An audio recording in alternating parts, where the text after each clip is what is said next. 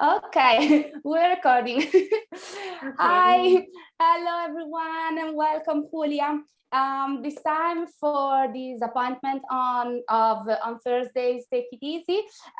We are recording it because we're having some tech problems and we can't stream directly on LinkedIn. I'll upload this video, this conversation that I'm having with Julia as soon as we finish our episode.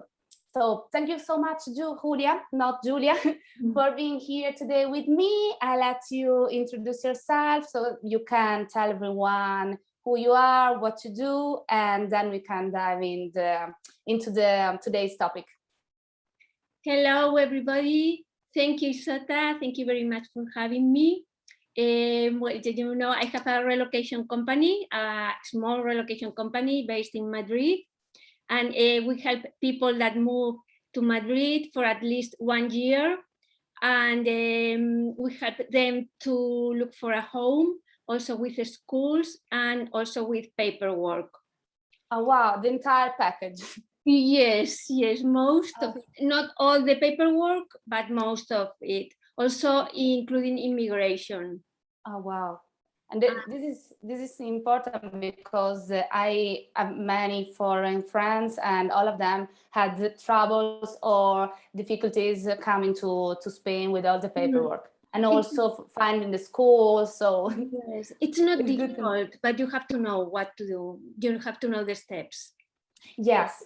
Yeah, and I mean, in Southern Europe, bureaucracy is huge, and every time that you need to, to need one paper or a couple of papers, you need to complete 1,000 of steps. Yes. And if you don't know it, it takes ages. Yeah. But if you have some help, it can be done in maybe 1 day or 2 days. Oh, wow. So makes a difference. Yeah, it does. So everyone, if you're thinking about moving to Madrid, reach out to Julia because she's your woman. Thank you, Isata. We'll do our best. And I mean, we met each other a couple of months ago, and I had a chance to see what you do and all the services that you provide, and it's great. I didn't have so many problems when I came here because the company that hired me did basically everything for me. But most of the people coming to Madrid don't have any type of helps, and they can feel overwhelmed and lost with all the things that imply moving to another country. So feel free to reach out to Julia, and she will help you with almost everything that you might need before relocating. Yes. Julia, thank you so much for joining me, and I would love to jump into our topics because today's topics, it's something that it's always been in my mind, and I actually do it like on a weekly basis, because today we're going to talk about weekly meal plan. And we often talk about it. Is it useful? Does it work for you? Does it work for bigger families? Of course, it depends. Each one has his habits and something that might works better for everyone. In my case, meal plan, it's like, okay, a lifesaver. And Julia is working person in a working parents family. They have children, so when children were home leaving everybody together, I understand that meal prep was like a must in order to keep everyone fed and things organized while working. Yes, I'm a planner like you are, so I like having everything planned, and I always used to do it also in a weekly basis. Okay. So yes, I plan the menus, try to be balanced and include everything, especially for the kids when they were growing up. They used to have lunch at school, so I only had at home. We only had dinner, and tried also to balance with dinner and lunch. And then also it's easier also to go to the supermarket and know what you have to buy.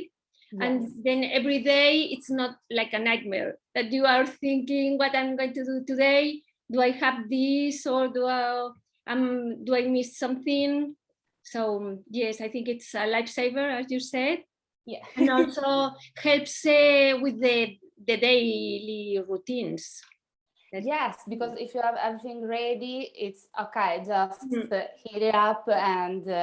And also, I mean, I found out that this type of organization, it's also allows you to save money as well, because we often don't think about it, but if we plan our meals, so we already know what we have to buy and the quantities, at the end of the month, okay, I check my bills and it's like, wow, I'm saving this month because I planned.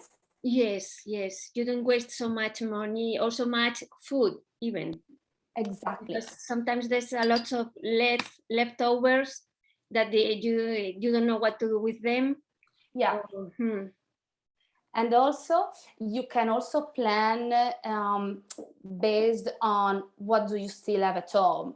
For example, you see that, okay, you still have 1 kilo of lentils. Okay, maybe next week we can prepare meals like lentil-based meal, because we can start finishing what we have at home. Exactly. Yes. And what about here? You said that you balanced the lunch that they had at school with dinner.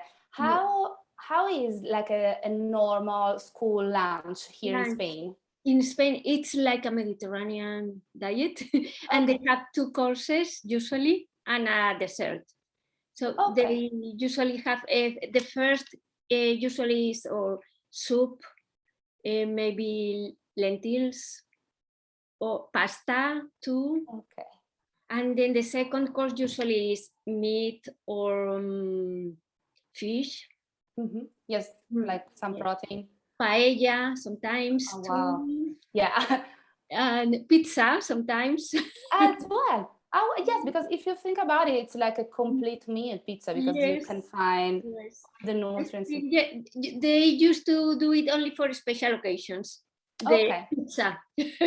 When they wanted to give something extra for the kids, something they like, they eat pizza. This is great. Yes. And at home, what were your kids' favorite meals? For dinner, vegetables. I try to combine. If they had lentils at lunch, they didn't have legumes at night. Yes. So they had mostly vegetables and some protein, maybe, and sometimes pasta too. Try to balance or combine, so they have most of the things. Yes, because also, I mean, for us, maybe here, I saw that in Spain, in Italy, it might be easier than in other countries to keep like a healthy diet. And we maybe growing up, we don't think about it, but the fact that we have always, almost always available tons of vegetable, fresh food, and we don't usually eat a lot of processed food here. It's great because, I mean, we need the nutrients, and what happens in many cases with processed food is that okay, the flavor maybe is great, it's fantastic, but then we have nothing. Like we have a lot of sugars. Yes.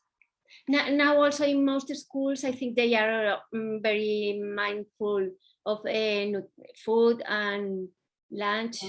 And yes, nutrition, everything. So they don't give them so many processed foods or. Yeah, and that used to happen maybe more in the past. I remember when I was at the elementary school in Italy, and we sometimes we had something that it was like, it doesn't taste like food. And yes, fortunately now in many countries, maybe it's an European like guidelines in the entire Europe, that they have to start offering like healthy and balanced menu at school. And also many fruit. Okay. Some years before, when I was in school, nobody gave me fruit for merienda. We had a lunch, like a snack. snack, yes. Yes. And they always give us or sandwiches or maybe biscuits or some, yes. Yeah. But never a fruit. And now they are giving them fruit too. That's great. I've never had, almost never, I think, fruit in school, at schools too. So I know that's better. Yes. And what would be, if your kids could choose? Yes. What would be like at those times their favorite dinner? Their favorite dinner. In summer, they like a lot gazpacho. Oh, I love it too. Yes, and it's very easy to prepare also and to keep it, to maintain in the fridge, and it doesn't get worse. But and they also like pasta, of course, spaghetti and pizza too. But also tortilla de patatas. Okay. I was waiting for something Spanish because yes, yes. That's maybe for the summer, and in the winter, I think they mostly the favorite for the Fridays, which they always could choose. During winter, maybe pizzas and or hamburgers, but homemade. Yes. Like to. And do you like to cook? Because, or you usually cook for family? I like to cook, but only not every day. Okay. But from time to time, I enjoy cooking, or maybe every week. Yes, I enjoy. But if I have to do it every day and like an obligation, it's because it takes a lot of time. Yeah, it does. So either you do that or you do your work. So everything is difficult. Yeah. I understand that. I mean, I love cooking and I would spend my entire day cooking, but still when I have to do other type of jobs, like, I mean, I'm doing my job and I have things that doesn't involve cooking, I need to have my meals already planned and cooked, because if not, it's like, okay, it's living in a rush. Okay, and stand by my computer. Let's cook. Let's eat. I know. We also need like to take a break, and we need to enjoy the break. So or you end up eating anything. How many hours? That's the problem. Yes, because last year, for example, the past year, we at home, we didn't have any sort of weekly meal plan, and we realized that we were eating like worst. First thing, because we wouldn't have like the time to combine ingredients and create a complete meal. And at the same time, we were eating more, because if you eat dishes with no nutrients, then you're hungry like in a couple of hours. And so you would eat, okay, a snack, and then another snack. And plus we didn't do any... Exactly. No, we arrived at the end of the past year feeling that our bodies weren't healthy at all. And this is why we switched. We switched after Christmas and after a period that we spent in Italy with my family, because you can't start a diet with your family. Yes. And so we started combine. So now since February, every Sunday we cook only the lunch, but the lunch for the entire week. And then we leave like a couple of options open for dinners. We usually eat a little bit less at night. Yes. And yes, that's not like my tradition, because with my family in Italy, a dinner is a real dinner, but Andrea doesn't eat so much in the evening. So I think that I'm with the time I became more similar to her on this side, and so we would leave maybe I don't know, things like more like salad or something lighter for yes, dinner. Or some cheese, maybe sometimes too, or maybe something you don't need to cook or spend a lot of time. Exactly, something super Yes. quick to make. And talking about food tradition in Spain and in Madrid, because Yes. I hope that many people now will start coming to Madrid, and maybe they don't know, like, here, how does it work? People, I talked with two people in the past years who were shocked, because here in Madrid you can find open kitchens the entire day, like at any hour, and people would have lunch, for example, at 3 p.m. Yes. So tell us a little bit more about how does it work in a family, because I understand that you have kids and you need to, probably you have different schedules than a person alone who, okay, I decide myself to finish my job at 3 p.m. and I go to lunch. How does it work when there are children involved? Yes, that's true what you are saying. Depending on the jobs you are having or the schedules everybody's having in maybe university or that. But when you have it in the school, they usually eat from 1 to 2 or 2:30 in schools, usually. Or maybe if big schools that they have to have batches, they can start at 12:30. So it's much earlier than at home. But usually in a regular family, traditional family, it's around 2, between 2 or 3 for the lunch, and dinner very, very late for me, around 9, maybe 9. And now dinner, well, you must know, but here if you have an appointment with friends or something for dinner, it's from 9 to 10, mostly 9, mostly 10 than 9. Yeah. Yes, this shocked me when I first arrived here.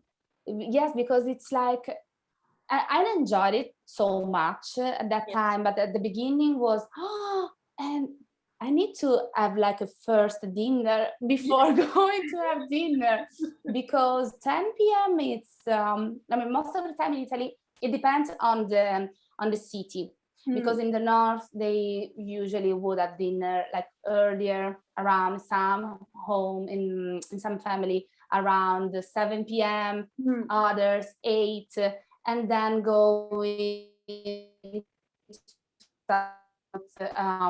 maybe in some cases at 9, but not, it's hard to find some families having dinner after 9 p.m. And here was like, okay, we meet for the appetizer before dinner at 8:30. And I was like, okay, and dinner? What about dinner? No, I booked at this restaurant for 10 p.m. Yes, that's too late for me too. Now at home, I eat very early. I have lunch very early, and also dinner also very early.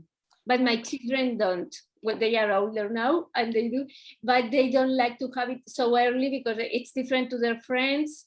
So when they go out or anything, they had to come back home earlier for dinner, and they didn't like that, of course. But yes, you get used to getting or the timing. Yes, yeah, sure, we can get used to almost everything. But now, for example, that I'm older than when I came here, and my social life just decreased some years ago, and of course since 2020 there's no social life. Now for me it's like, okay, maybe at 9:30 I want to like be in my bed and read a book or watch a movie, so I'm progressively like yes, I saw that first we may have dinner at 8:30, then 8. This week I started making dinner at 7 p.m. But yes, I don't know, probably. It happened the same to me, especially with the pandemic and the lockdowns and that. I closed all the social media, all the mobile, everything, all the screens. And I got a book. I started reading. Well, I always read, but here I started more. And with that, also had dinner earlier, and I keep doing it since last year, already 1 year. Yes, it's I'm liking it because then I have this feeling that okay, I have more resting time before going to bed. And more peaceful. Even with all the social media and all the screens and all the news, and all the news were terrible.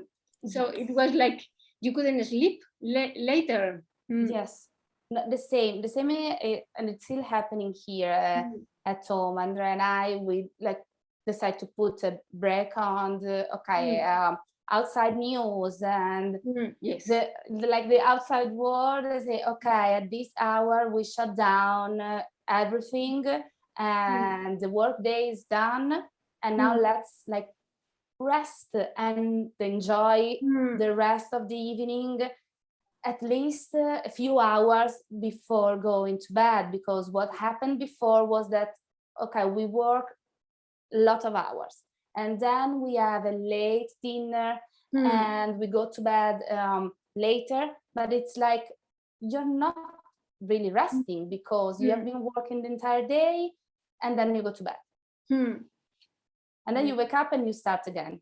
Yes. It's good to have some time to rest or yes, and I saw that exactly, because for your like the mental peace, yes, we need it. And I also found that there is like a connection also with the food that I eat. If I'm well fed and I've been eating balanced the entire day, then I have a better sleep. Yes, me too. And some exercise. Yes. Yes, I didn't mention it, but yes, we do need exercise as well. What do you do for exercising? I'm doing yoga now. Oh, wow. And I'm doing at home now with because after since last year, since lockdown, that I didn't like it at all. With videos and that, I thought it was terrible idea. And I like to go to the gym and be with people. Yeah. But since this started, I started with the videos too, and now I feel comfortable with them. So I keep doing. I don't know when. I hope to go back to a gym with a real teacher and real people, but I don't know when. I will maybe. I don't know. I don't know. Yeah, I understand. Yes. But at least you found something that now you're enjoying. Yes. How many times? Feel better too. Yeah. Like the food, the healthy food. Yeah, it's everything. It's connected. Our mind, our body. Yes. And do you work from home as well? Yes. I've been working from home for a long time, maybe more than 15 years. Oh, wow. That's not new for me. Yes. That's great. Yes. Yeah, I'm used to it as well. And I'm happy with that. Yeah. You can organize better in a way. So, also with the cooking. And yes, with everything. I know that many people don't like working from home. For me, it's the best because once you finish working, okay, I'm gonna close my screen. I don't need to come back home or go anywhere. I'm already here. If I want to go out, I go out. If I want to relax at home, I'm at home. And for me, it's perfect. And you don't need to talk to everybody. Only the ones you want to. Mostly, not always, but many times. No, that's so sure, because also in the office, like until 2018, I used to work in an office, and I mean it wasn't horrible, but I was less I think that efficient, because also if there are too many people, and okay, instead of sending an email, someone just approaches you and asks you a question, and then from this question another question raised. And it's like, yes, no, you if get I'm more distracted. yes, and then you want to take a break and okay, let's take a group break. And so Yes. the 3 minutes becomes Yes. 10. And at the end of the day, it's like, okay, I've talked to so many people and we analyzed so many things, but at the end of the day, the job that I've done, it's not that much. And at home, it's like, okay, you can focus. And then if you need a break, okay, take a break. Yes. And if you need to talk to someone, you can call somebody or. Yeah, I'm all for remote work, like 100% remote. And also, let's see what you think about it. And if you think that this can be a real possibility for the future. I know that in Spain, you are like the masters of horario de verano, which is like, okay, reduced working hours during summer. And I think that's great for all the people who don't know what is it. That basically means that instead of following your normal schedule, you work from 8 a.m. to 3 p.m.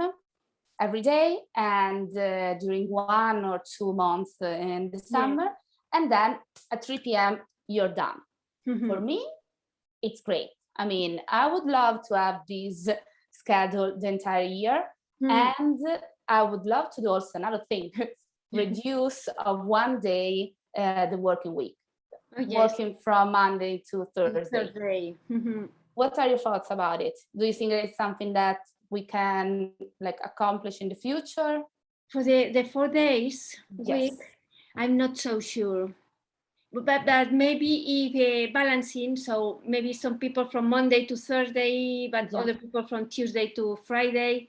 So there's always somebody working on Fridays. Yeah. Because depending on what, but you may need some services or some providers in those days.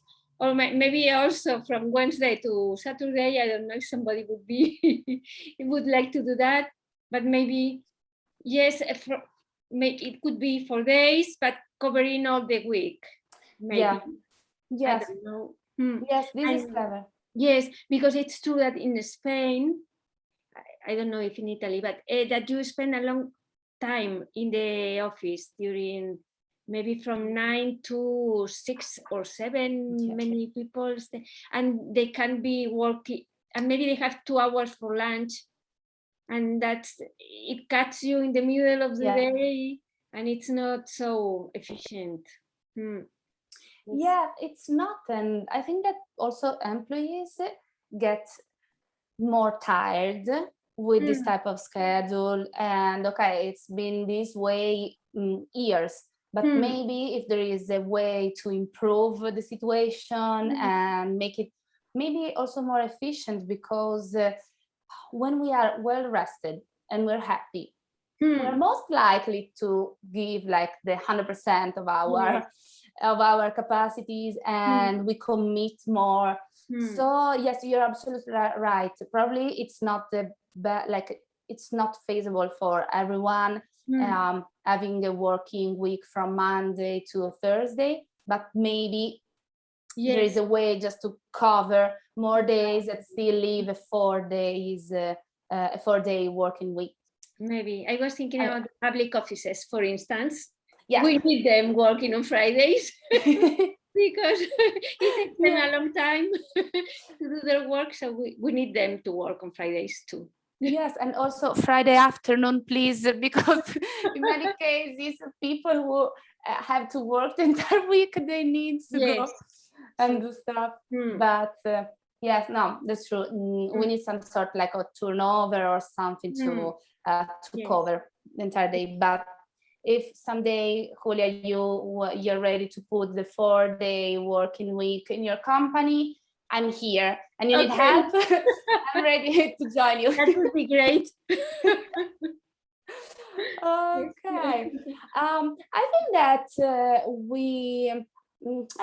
30, it's been like about 30 minutes that we're here talking. I don't want to steal you so much time, because even if we would love that the day is over. I think that you still need to complete some work before closing everything.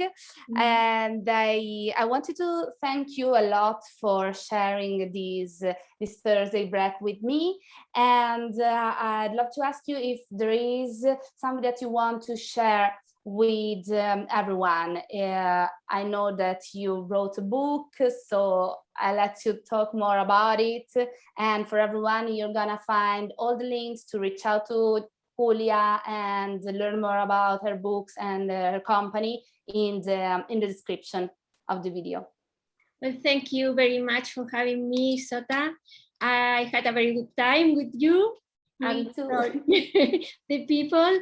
And yes, I wrote an ebook about living in Madrid. Actually, it's with all the steps you need to do. It's like a guide. Okay. With all the steps you need to do to find a house or to find the right school for your kids, and also for the paperwork. Also with all the steps and the links for the getting the appointments, the schedules and the timing you need to do, and for the housing is all the steps you need to do to find the right house in Madrid, with real estate or agencies or by your own. And also the lease contract, we give you a draft. And also utilities, insurance, and cover everything that's related to the house that you will need for renting, only renters, not buying. And I think that's all. Yes, and the guide, it's in my web that you have the link. So if anybody's interested, it can be bought through the web. Absolutely. Yeah, I'm gonna share all the links to your website and to the guide. And most of all, if anyone is thinking about moving to Madrid, reach out to Julia directly, because I think she is the best person to help you here. Thank you, Isata. No, thank you. Thanks a lot. Nice. I had an amazing time with you, Julia. Thanks a lot. And I invite you all, if you want to come over one of the next Thursdays and share a Thursday break with me. I'm here, so reach out, and I will see you all next Thursday. Have a great weekend. Ciao, everybody.